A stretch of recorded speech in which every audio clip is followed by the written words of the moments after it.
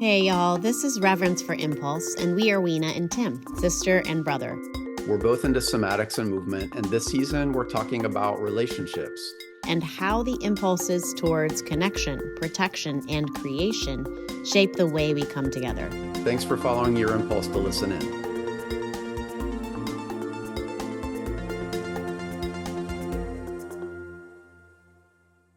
I met Jess before COVID hit, but when I think of her, I think of our relationship that endured the grinding pressure of the pandemic. In February 2020, we performed with a group of dancers called Duvet in a gallery in the Lower East Side after this long experimental process of rehearsing and researching. And it was an incredible expression of relationships, closeness, and distance, and the vulnerability that they ask from us. COVID hit, it became a thing, and we all came apart and shut ourselves into our apartments. And not long after, actually in March, we moved our process to Zoom, and we kept doing AM. Through all of the craziness, we kept doing AM, authentic movement. And Jess and I stayed connected through all of that with the gift of tech, audio notes, photos. Sometimes we send each other songs. Jess is now a faculty member at the dance department of the University of Minnesota Twin Cities, and she's, of course, my dear friend. She's also my support, my confidant, and she is a source of artistic inspiration for me, and I was so excited for Tim to finally meet her. In this episode, Jess shares about her process of truly deepening a relationship to herself, finding herself, and caring for herself in profound and committed ways. We touch on what the pandemic did to being a dancer, authentic movement as a foundational practice, how race comes into the conversations or doesn't in the dance world, and what it means to really love being who you are. And here we are with Jess Pretty. Yeah, I had so many memories just closing my eyes and knowing, Jess, that you were witnessing. And then I was same. Like, is she knows me this way so well. And then I was like, am I different? What is she seeing? I got really wrapped up in imagining you seeing me. It was like hard. It was kind of hard.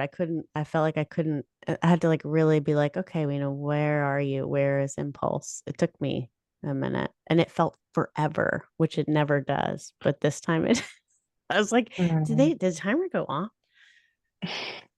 And then watching you, I don't know if you guys, of course you didn't know this, but so I have self view is hidden. So it's just the two of you on my screen and your eyes closed and you both went like immediately. There was this choreography and it's hard not to see it when there's two people on a screen. And it's, I don't know, you both kept, Tim, your sweatshirt became the texture, another texture in the room, like with that stripes and couches because you had a hood on. So he was like moving texture. And then you stood up and I couldn't see your face. So it was just like textiles and it was very like, it's interesting to see two on a screen. I haven't seen that in a while. Okay, I'll stop talking.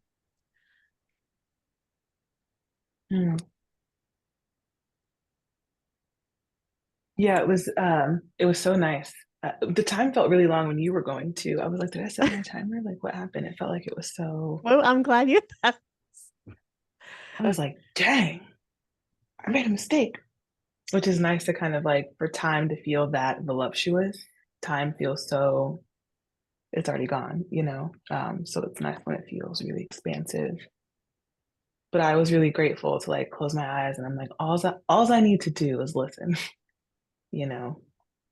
But thinking about the gift of, yes, you witnessing again, Weena, such a treat and such a like, I haven't done AM. Actually, I haven't done AM in a while. Normally I do it in class, but some of the students like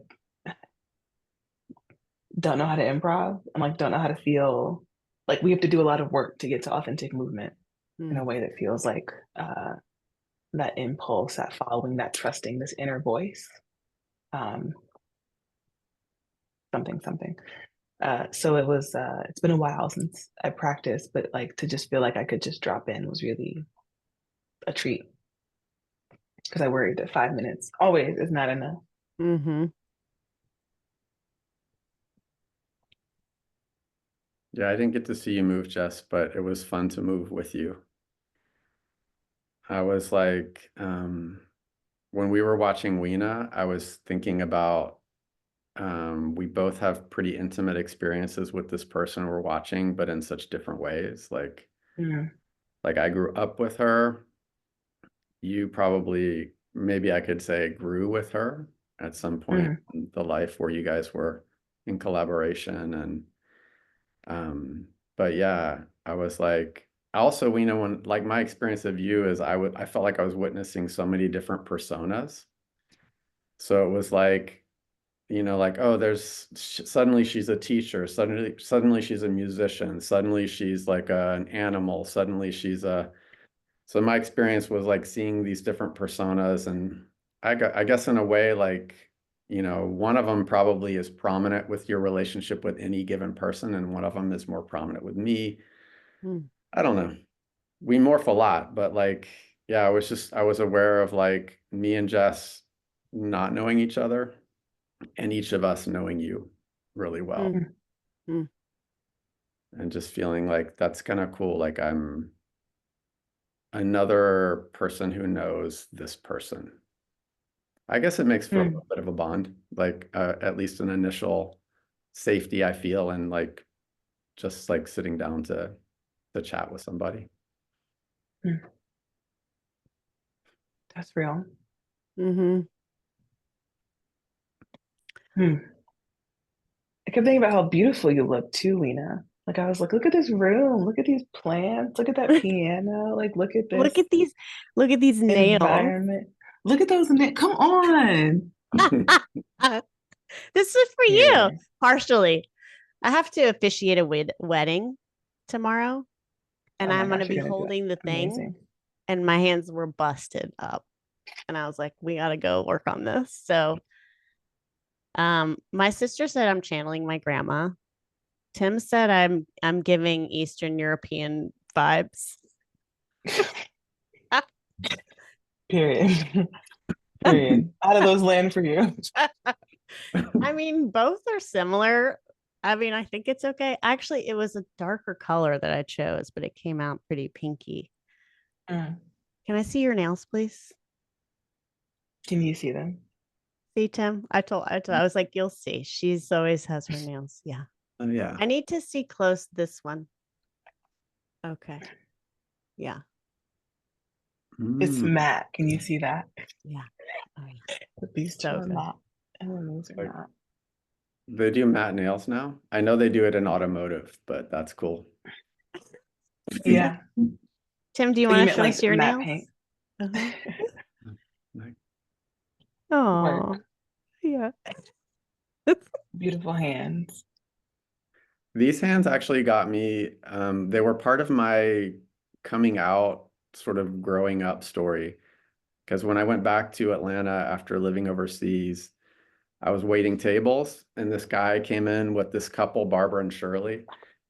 Barbara and Shirley came in like every morning and had the same thing. Like one of them had the bagel browner and blah, blah, blah. Like when they came in, you just basically knew what to prep.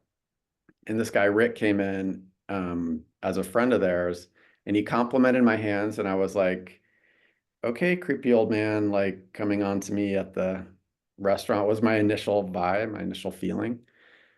And then he came back another time and said that he was in a sculpture class and they needed a model.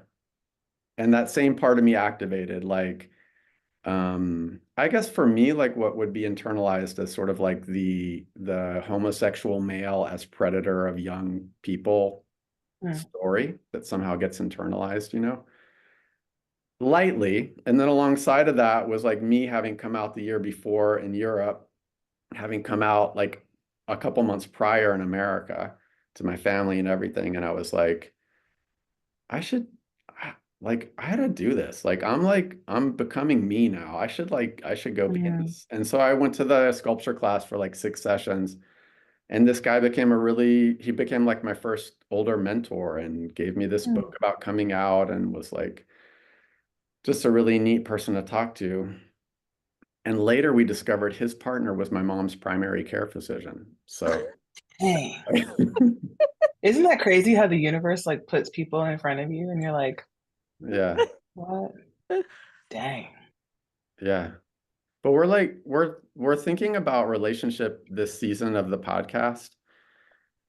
So like I'm thinking about that one. That was sort of like a mentory type relationship that I had with this person, and we have the relationships in the room. And I'm curious, not knowing you, Jess, like in what realm of relationship, like maybe if I just sketch roughly, but without it being limited, like relationship with self, with partner, with friends, family, ancestors, like where is relationship moving you or feeling like prominent in your life these days? It's literally everywhere. Mm.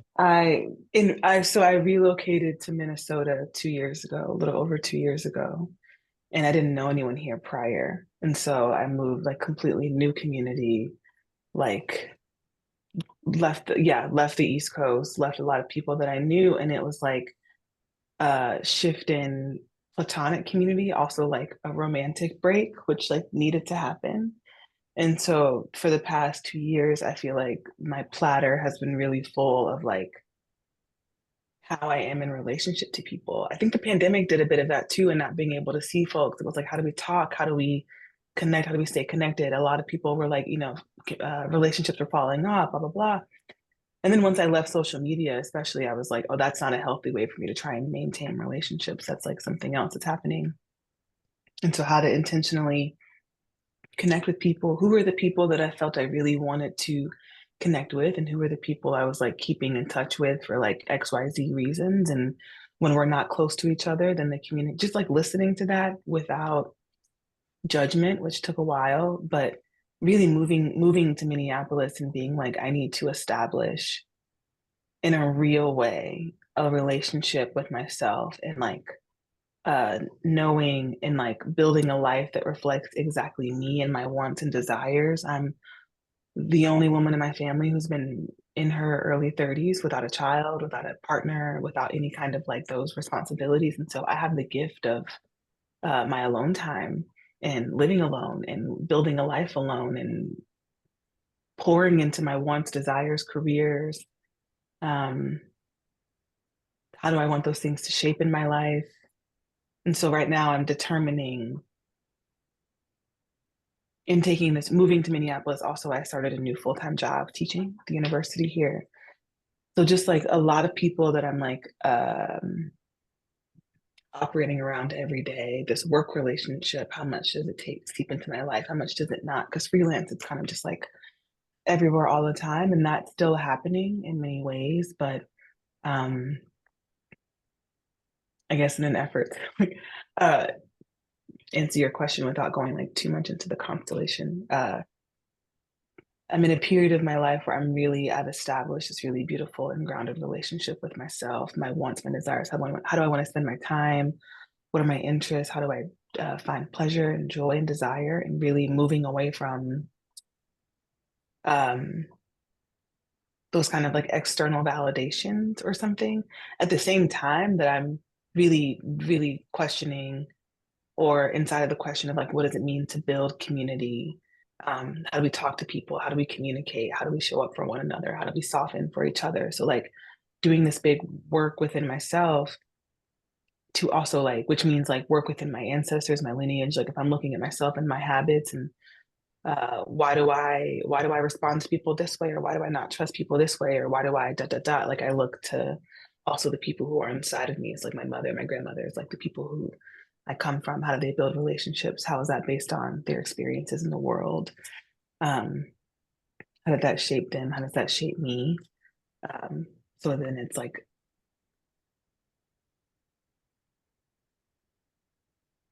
feeling a lot of that as I'm also discerning, how do I want to be in community? What does Jess's community look like? Where does that place look like? So Minneapolis has been a really beautiful space to build a relationship with, to be outside, to connect with land. I think New York, I was just like running all the time, being on the East Coast, running all the time, building to building, dot to dot. Like there's a tree there, there's these birds there, there's, you know, there's this environment, this ecosystem that's here.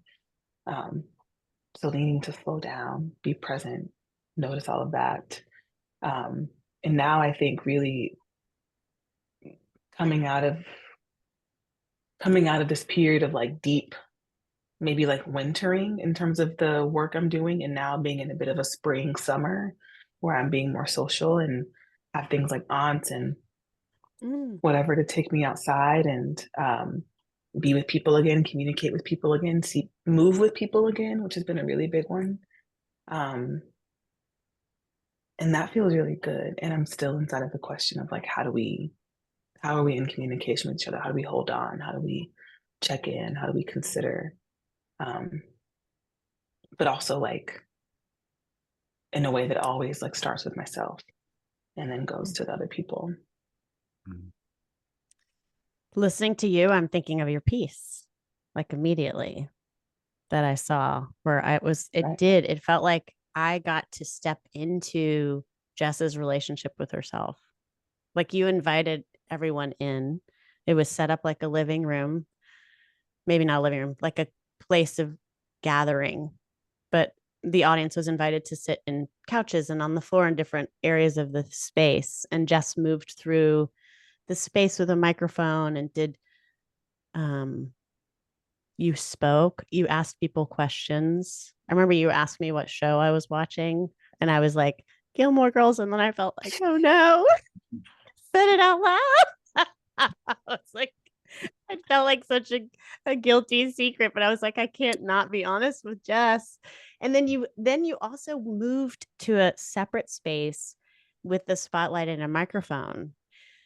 And that felt like it all, and the film with your grandma. Yeah.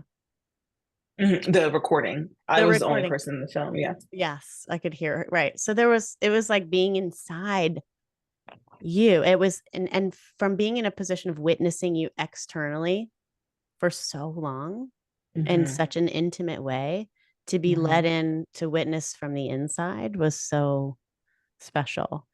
And I'm also thinking about, I forgot that I did and I didn't forget that Jess isn't on Instagram. Is that still true? Or other things, right? What? Can you eat? No. And I remember like part of how we stay in touch is voice recordings, which is Tim and I do that too and have done that for a while. And it is so intimate. And I know like I'll miss you. And because I can't find you on Instagram, I'll be like, what is she doing? Like I have to reach out. And I like appreciate that I can't have an inkling. Like I saw your name when Ants is a curated, how do you describe it, Jess? Yeah, it's like a performance practice, creative performance practice that's like kind of like performance party, really like it's been around for almost 20 years. It's monthly. Yeah. Anyway. No, there's no timeline. Yeah, whatever. Okay. So she's in charge and I saw her name there on Instagram. And I was like, wait, because obviously you weren't tagged. It's like, wait, she's doing Ants. I had no idea. So then I was, yeah. And paid somebody else to run the Instagram for Aunts too. Like I literally don't even touch it because I can't. I love it. Yeah. But it makes you get really intentional. Right. I think when I first moved to Philly, I was like, and we were still like deep in the, like, not so much quarantine, but deep in the, nobody's going anywhere part of the pandemic.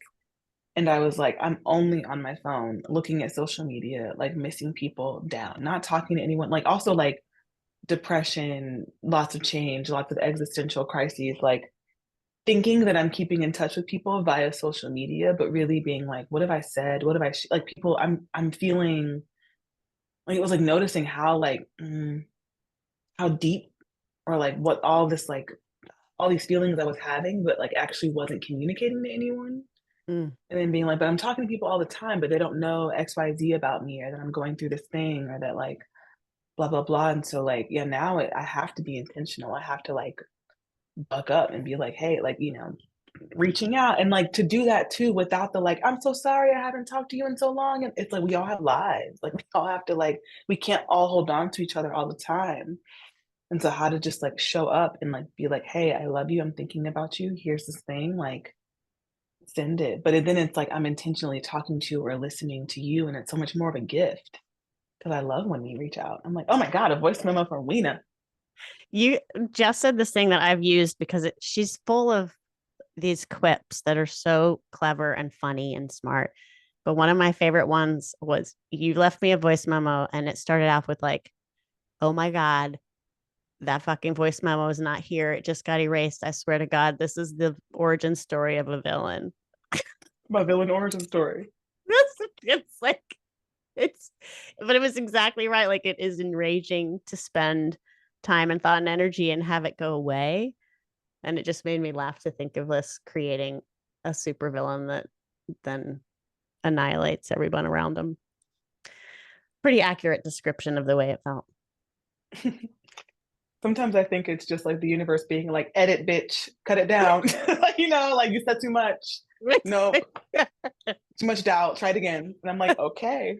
And then and then you record it again, and then something else happened. It's like that Toni Morrison. She's like, their writers worry that like if you don't write down the idea at that moment, it'll never happen again. And she's like, that's not true.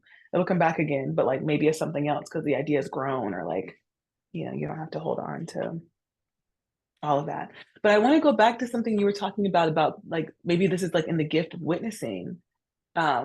Is it also like social media? Like people aren't posting, people are and aren't posting real things. Like it's just like, what am I seeing? What's happening? I think maybe like how I wanted to encounter people. And this is like in my Saturn return in the like part of my life I'm in where relationships, like it's like wanting this like kind of real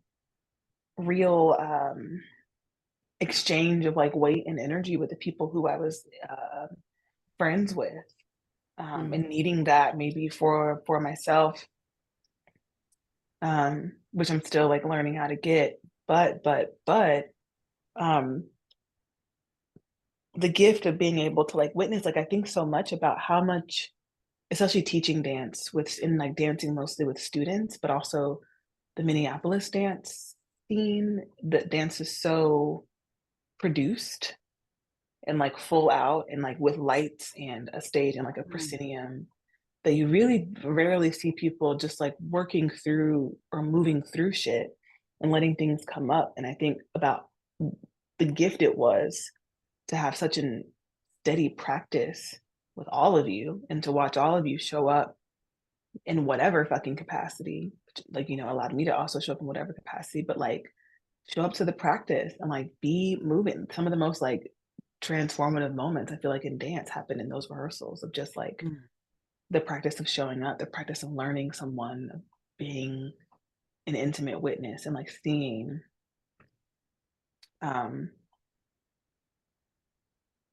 seeing that like unfurl in real time. There's so vulnerable.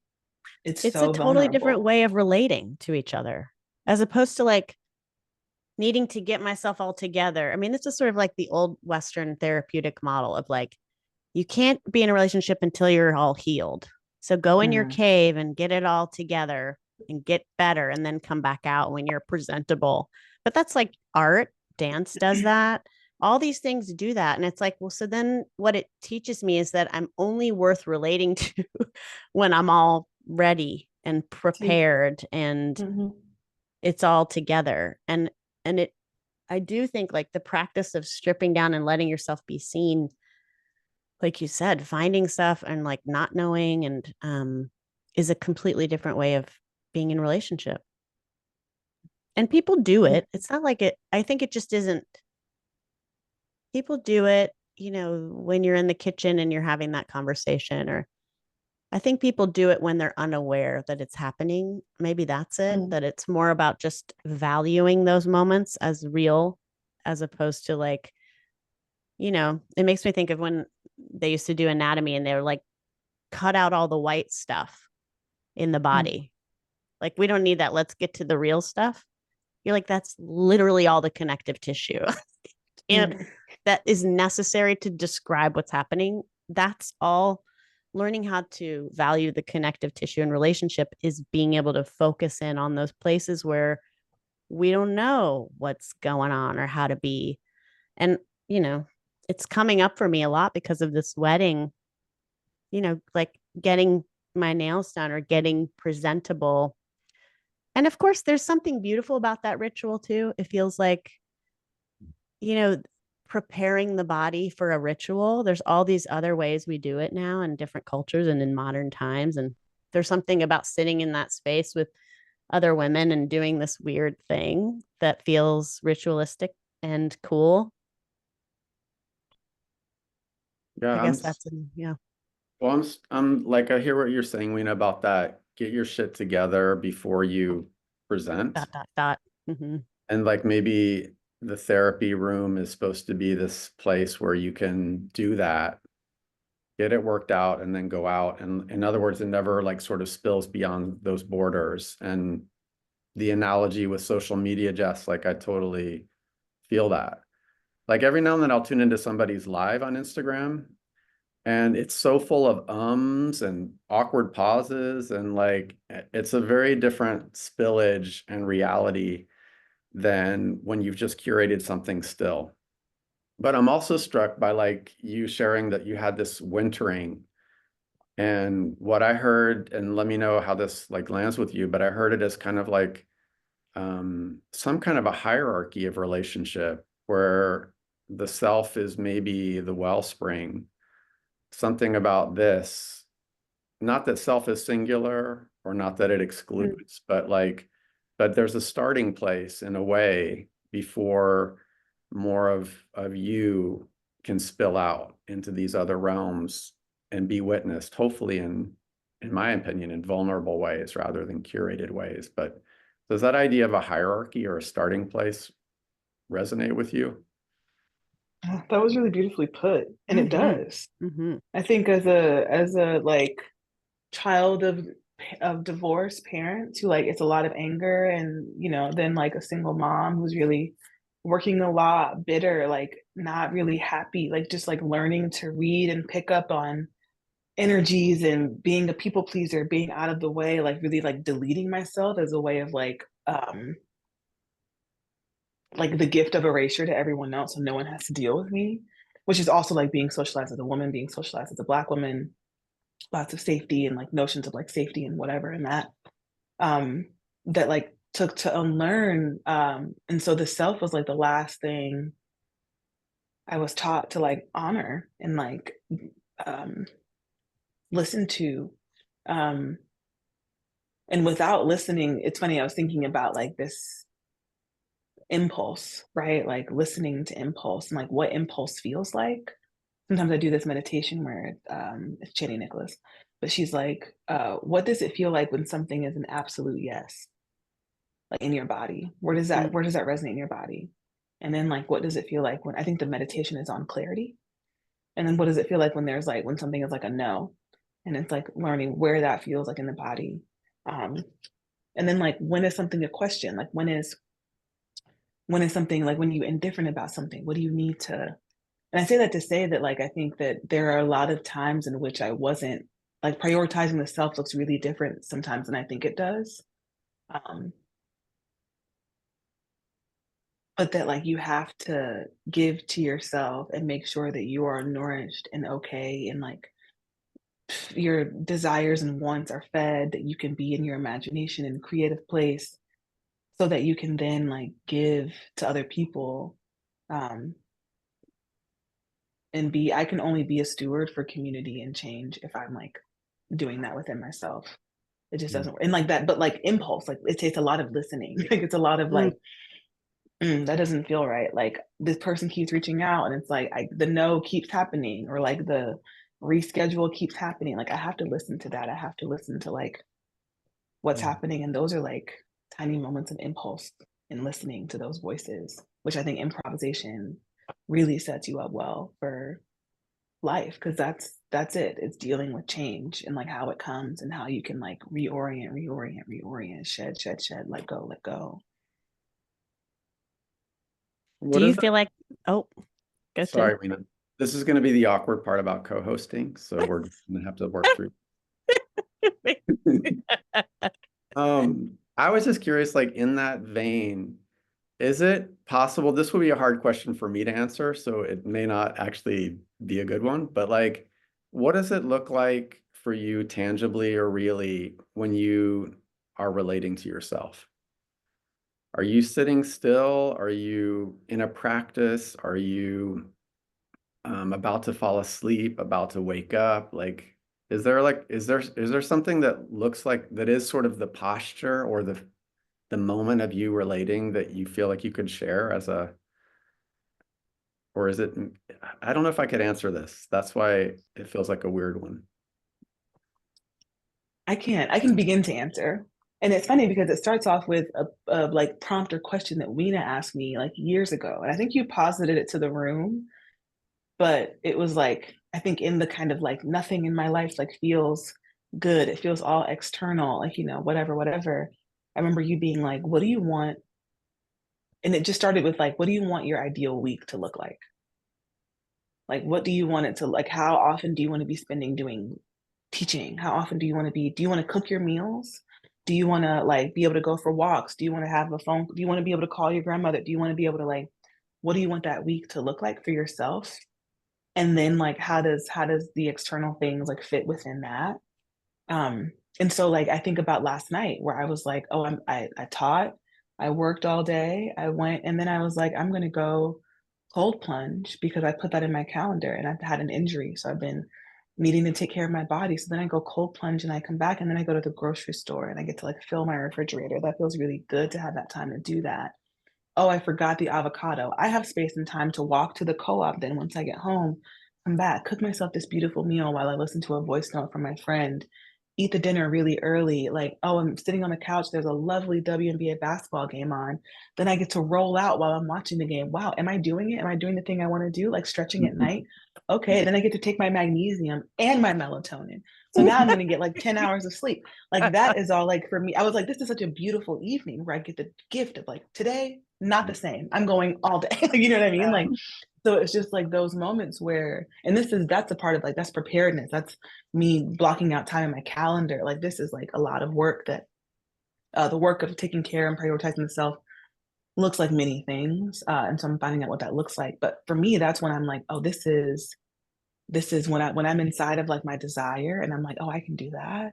I can do that. The patience to like slow down, to consider something. I'm not just like running from one to the next. Like that all feels like me being in alignment with like filling my wellspring and having that. And it's simple stuff, but it's like being able to care and nourish my body, make sure that I have the things I need for myself, make sure that I can be like, oh, now when I think of like, I go home, I can be excited to like open the refrigerator, get fed, like basic needs. Or I can, oh, I've been like reading in my classes, my comp students are making work. And I'm like, I'm going to take this time to read since I don't have time to read. Like, why don't I just make it? Like, just stuff like that where I can remember what is external and what is internal, and that there's always space for my desires. If I can really just like carve out the time and consider myself when I'm looking at my schedule, when I'm looking at my day.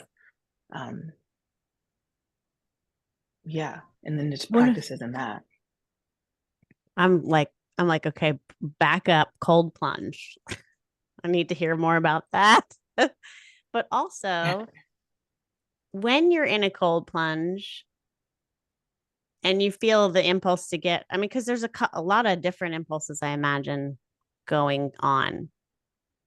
And so how are you negotiating which ones you're listening to?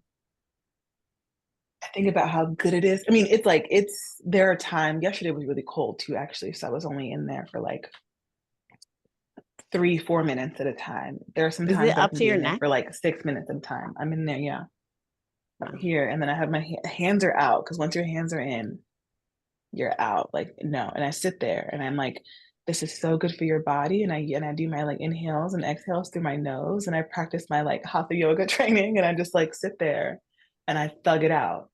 And then I open and I'm like, this is so good for you, bitch. I love you so much. I'm so happy you're doing this. And then I'm like, you get to go sit in the sauna for 15 uninterrupted minutes after this and flip through a page of a book. You'll get really wet. It's fine. Like, it's all just like, a part of this narrative of caring for my body. Like my body's gonna be so grateful for this. Like tomorrow morning, this is gonna feel so good because I cold plunged today. Like, yeah, It's like holding on. self-parenting. Well, because isn't there like a 100%. bodily impulse of like, get the fuck out? And you're like, no, Yeah, sweetheart, this is good for you. Is it like that? a bit. Yeah. Okay. And then there's like the distraction of like people. It's like the place is like really, it's so, I mean, it's so white. It's Minnesota, but it's like a lot of like guys too who are in there. Bro. Like splashing around. It's like, girl, sit down. Like calm all that down. So then I just like, to combat that, I just like really go in and become like a fucking like root of a tree, and I just sit there, and then I just get up and I walk out. Like it's just like to counter all of the energy. I just like, I wonder if it's helpful to have the bro-y vibe all around you. Is it ever? I mean, it's like enough to where the practice is beneficial. So I put up with the bros, you know, but they be in there chatting. Like, what's the like you said, you go internal. Like, how do people react to you being an internal person in a let's say interactive or broy space? Do you perceive that at all? And also like by race? Sometimes. Also, most of the time I'm in there, and this is conscious. This happens when I'm in yoga too, where I don't have my glasses on. And so I purposefully like take away a layer. And so then I can't see people's faces. Then I can't take in other people. I can't make eye contact because I can't see shit.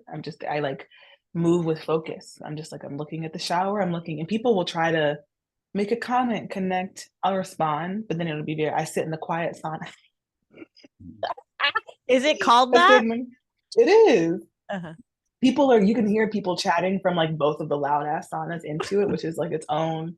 Sometimes it's like really, yeah, it's its own thing. But I think there was one time where I sat in there and actually Journey's Don't Stop Believin' was playing. This isn't often the case. Sometimes they just play the Game of Thrones soundtrack on loop. And I'm like, I don't need the Reigns of Castamere in this fucking cold plunge. You know what I mean? We don't need the Sept of Baylor to be happening right here. Anyways, but there was like one time Journey's Don't Stop Believing was playing, and I was singing the song while in the cold plunge, like being really quiet, and like all of these guys were in there. And then this one guy, like by the time I like got up, he was like, "Oh my God, you were just in there for," he was like, "You're a badass." You're like, you sat there for must have been at least 5 minutes, and you were singing. Oh, it's like, you're like, you wish. Yeah. And then you just get up and you move on. You know, it's like in order. Yeah, I don't know. I think I know the contrast is there, but also to only pay attention to the contrast means that I only exist within the contrast. And so I like to imagine that, like, while I am so surrounded by whiteness in that space, it's not about, like, I'm still inside of my own imagination, and I can read my things, and I can like make sure my little timers flip. Like I can enjoy and not be like focused on it. Not all the time, you know, because the days are different. Sometimes I'm hungry as hell. Sometimes I'm like, you know, just like irritable, like whatever. But yeah. Is that true for your classes as well? It's majority white. Your students? Really? Yeah. Some classes are like small. Like I have a composition class. I'm teaching the seniors. It's only 4 students, 3 students of color, 1 white student. So in that case, it's like, okay, those kind of more intimate learning environments are different. But yeah, there's mostly white students in the program. How is that for you? It's hard. It's I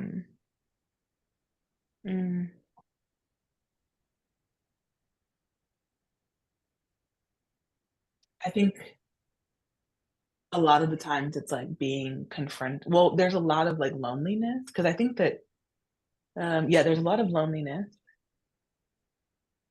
in being like the only Black woman on full-time faculty, and also like one of the most prominent Black women in the dance department. There's a couple on adjunct. I think only 1 though for this semester.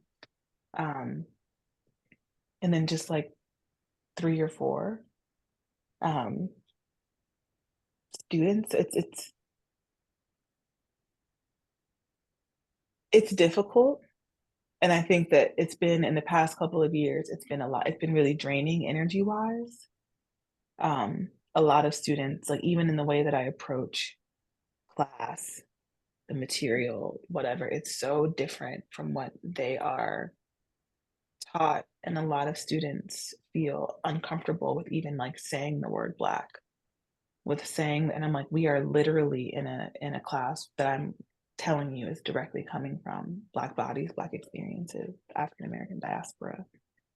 And I'll like see them write an assignment and they'll somehow do an entire assignment on like whatever it is that I have to do, and like nowhere have they mentioned the word Black. Like they're so afraid. They think that engaging with the material could only result in like destruction. They're going to say the wrong thing. It's going to be offensive and dot dot dot. And so then they just avoid all kind of engagement or conversation.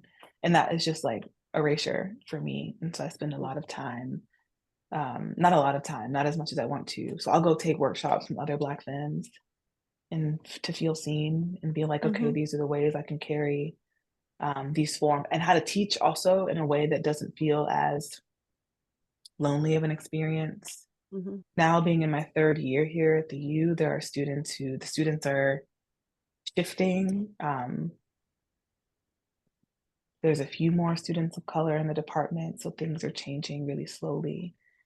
But I don't know, oftentimes it's like feeling like, do I stay around and be in this environment where like there's a lot of work to do to like have it reflect or be a place that like can reflect like more students of color, more depth of engagement.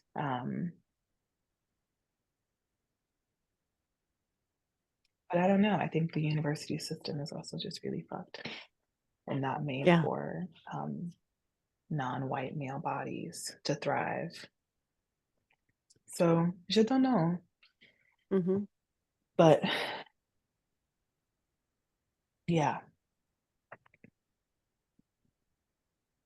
Yeah, I mean, in thinking about relationship, and I mean, you and I was telling Tim, like, you're one of the few people I know I can like reach out to and say, can we talk about this race moment in authentic movement? Can we talk about like, how does this land for you? Or how does like, is white gaze part of this? If you're doing authentic movement and you're in, you know, a different body than the person you're with.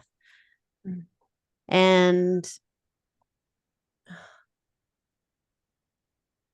I guess like I feel deeply grateful that I know I can be like, Jess, like I don't like, can you, what does this sound like? Or I can throw stuff your way, and there's trust and there's love there that I do know that feeling of like, oh God, I don't want to hurt anyone. I'm going to say the wrong thing. Like I definitely can feel that in my own whiteness. And I also know like when I'm with somebody like you'll tell me, like, which is really what I want ultimately, is to be like, Lena, like that's you, like that hurts my feeling. Like I don't want to hear that. Or like, what are you saying that for? Or and I just wish there were more places of encounter. I guess that's kind of where, when we talk about relationship, it's like I'm really grappling right now with affinity spaces. Not necessarily, I understand deeply the meaning for them, and specifically for bodies of culture to have a refuge, like a place where, you know, that complexity of whiteness is not a part of the conversation. There's like a relaxation in a place. And when I think of you and I think of like how important and rich it is for me to grapple inside that conversation with you, as opposed to being only isolated in my own conversations with other white people about it, it feels so important to me. And I just feel like more and more, because of the fear you're describing in your students, it's like I think back to, I don't know what your experience of like early 90s was. I mean, I'm one of my way older than you, but when I think back to like 80s, as problematic as it was, there was something more, and maybe it was Atlanta, I don't know, but there's something more out about the conversations that I felt they were messy and full of harm, I'm sure. But I also know we were in relationship as opposed to relationship itself being the vehicle for harm. Do you know what I mean? It was like, what does that sound like when I say that to you? Like, I want more grappling, or like, um, I want to feel the charge and work with the messiness of being in relationship more than I want to be safe and right. I think of three different things. Yeah. Yeah. And then the third thing. Exactly. Okay. The first thing I think about is, and it's like an agreement. I think I've been reading Bell Hook's teaching series, so like Teaching to Transgress, Teaching Critical Thinking, and Teaching Community. Right now I'm reading Teaching Critical Thinking in the sauna at the Cold Plunge place. But I read Teaching to Transgress last year with one of my classes. I had this freshman seminar class. And in that, she talks about the importance of like being in conversation with like white people needing to be in dialogue with Black people and vice versa, and like how to like talk to each other without talking to each other and trying to talk around each other for so many different issues. Then there's not really a learning of how to build the conversation, like be not find the right things to say, but just practice like communication at all. Not to say that it's not, excuse me, not to say that it's not happening, and not to say that there aren't really many factors that like get in the way of that. But like I think it was important that like, and so many things would come up, and even just in the room of rehearsals of Duvet, where it was like these different bodies are having different experiences in this room. And it's like it's so nuanced, and it's so like shallow and deep. And it was like very telling that like, oh, this practice, this what comes up is so related to experience, is so related to the body, to the culture, to the human. It was important for those conversations to happen. I think they could have happened more, but I don't know if we would have been like prepared for that or whatever that was. But I think that's why we're still in dialogue about it now. But I think about it was funny because you reached out to me, it was like earlier this year. I'm talking like January, February, I had this experience where I was in authentic movement. So I've led a couple of workshops here in Minneapolis to like all white people, and specifically white women. And then a couple that were more, that had a couple bodies who were not white in there. But then I took an authentic movement class led by a friend who's a Filipino man. I was the only person of color besides him in that cohort. And there was this experience where this white woman was witnessing, and it was like the way that she was taking up space in the authentic movement, like a mover and a witness. She had like placed herself like directly in the center of the room, and I was like, but no one else can move around you. Like it was just whole interior dialogue about this series of like 3 or 4 authentic movement circumstances where I was like, oh, very much feeling like being one of the only bodies of color in the room, and being like, this is different. There's a lot of like irritation, anger, hostility that I'm feeling. How could she not know that she's in the way? Like, you know what I mean? That's like the privilege of being able to like not consider your body in space, and like where it's what it's doing, where it is, what's happening, and like getting right with my God about like what that conversation is. But having that experience, and then I haven't gone back to do authentic movement theory because it was like maybe more alienating than it was Connecting. Then I think about, and this is like also like how to again, the witnessing of these different bodies and experiences. We just had like Ralph Lennon and Kevin Beasley, Okwui Okpokwasili, this like large cast of all Black performers come to the Walker, did this amazing fucking show.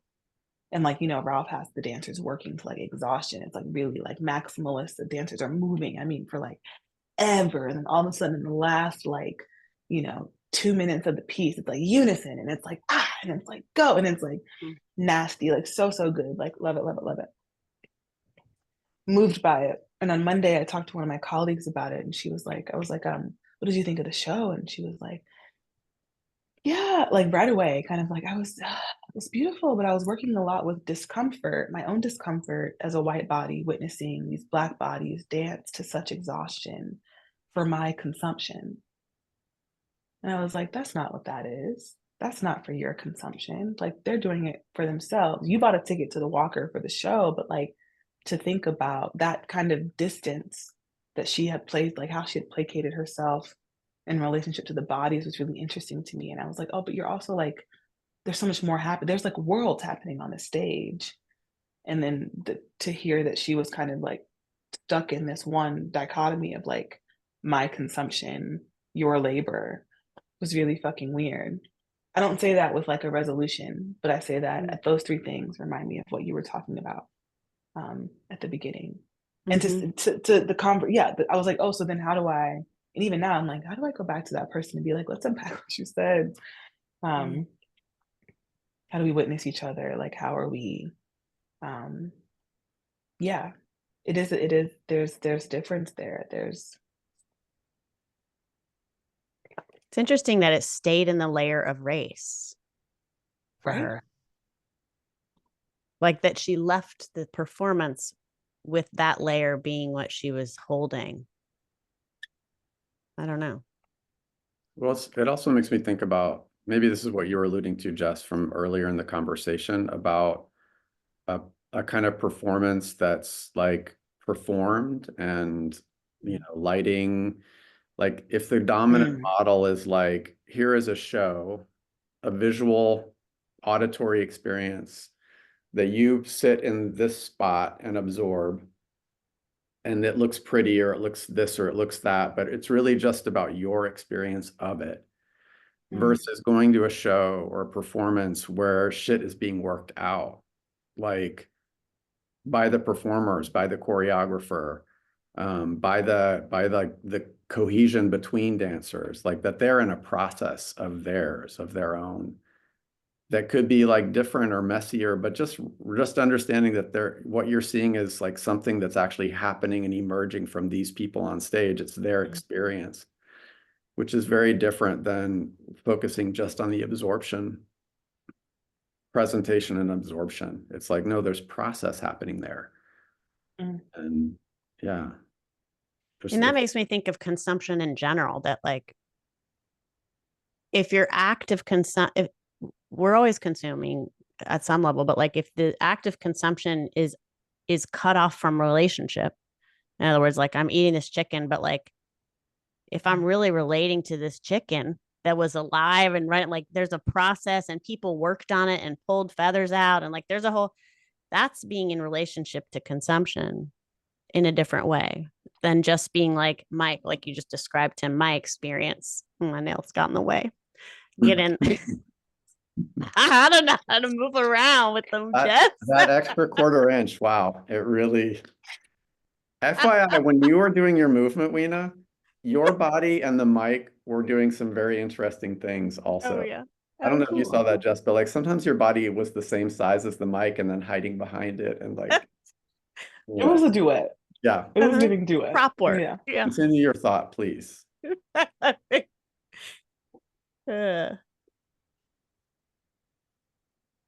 Or not. I was talking to Weena, but I love this. I mean, I keep wanting to say this, but I don't know how it sounds. So I'll just say it and you can tell me. But Jess, you don't know Tim very well, but I do. And when you're talking about his question about like, how does it look, relationship to self, and this process of wintering and everything you're describing, I'm like, Tim, she's like your soulmate. I'm like, Well, I Tim, mean, because I mean, not to, but literally, that's not what I'm thinking, but I'm like, this has been so much my experience of Tim in the last couple years is this deep relationship to self. I mean, it's been ongoing, but it really turned up when he moved back to California. And it was like, and it is so driven by what feels good, relationships of integrity, moving things into alignment that support pleasure and joy and connection with self. It just was like, I don't know. That's what I was thinking about listening to you and sort of wondering, like, Tim, are you just like pinging all around? Because there was a lot of things. yeah. Like the biggest one was like hearing that when you described the day of care and nourishment, and also indicated that the next day might not be like that. But the biggest ping I was getting is that you've created a life where you have space. Mm. You have time, like you're not on social media. Let's call that like maybe that's like the symbol of this, but I'm sure it's like replicated in other ways. But like you have time to walk to the store to get an avocado. You have time to go to the sauna cold plunge place, period. You have time to cook. Like the space, giving oneself space, the luxury, like the intense luxury of space and time. And I gotta say, like the childlessness is kind of part of that. Like It's real. and the partnerlessness, which is my case. I don't know if that's your current situation, but like I am single. yeah. So if you know of anyone, and I'm not looking for like relationship. You know, the kitty does have to purr at some point. That's a good one. See, she's caught him. Yeah. I love it. No, when this goes out to like fives Millions and of tens subscribers that we have it'll be like somebody's gonna perk up. Somebody's gonna perk up and be like, Ooh. where's her website? Yeah. Yeah, justpretty.com. Yeah. But this was great because I feel like even though like we don't know each other, Tim, I'm like, oh, I'm almost like, yes, we do, because we know just like to talk about you so much. I feel like, and it was like this over so many years. You know, I've like heard about you like very directly, and so I think this is really like lovely. I love that you two are working together. Like, I'm like, this is the shit. I'm like, yeah, like do this podcast with your sibling, spend time together in new ways. Like, you know what I mean? Like, not in a way that feels capitalist, but in a way that just feels like, oh, this is a chance for people to see your relationship, which I'm like, oh, I love seeing you two together. And then that like in turn, yeah, it feels really lovely to be welcomed into this chat with both of you. Jess, you're our first one. Yeah. You're the very first trio. I love it. You have a brother. I do. Yeah. Yeah, so you know the sibling thing. A lot. It looks a lot of different ways. That's for sure. It really does. Yeah. It really does. It really does. When are you in New York again? Soon? Now? Where are you? I don't even know. Are you in Minneapolis? I'm in Minneapolis. Okay. No, I was in New York for like literally 48 whole hours for the gala. It was very quick. Okay. But I'll be back in New York soon for some aunts stuff. I don't know when though, but I'll be coming in soon. And do you have shows coming up or things you want folks to know about that you're doing? I mean, follow aunts_here on Instagram. That'll be like big output. I'm doing some stuff in the Twin Cities, but I'll do my show again next December in Minneapolis. So that'll be something for people to look out for. Let's do it again. Let's see how it's shifted. Like that was fully realized, and now it'll be more fully realized. Yeah. Like, you know, like let's just keep working on this thing. So no, I'm kind of like nothing else to plug. Okay. Oh, so much to plug. Just pretty to plug. I'm gonna push stop and tell you that I love you dearly, and I'm so grateful that you spent time with us today. Thank you. Thank you, Lena and Tim. Really appreciate your emanations. I like the way it shines. Thanks again to Jess for sharing herself, her process, and her path through the worlds of dance, socialization, social media, and intimacy. You can learn more about her and her work in the show notes on your preferred podcast platform.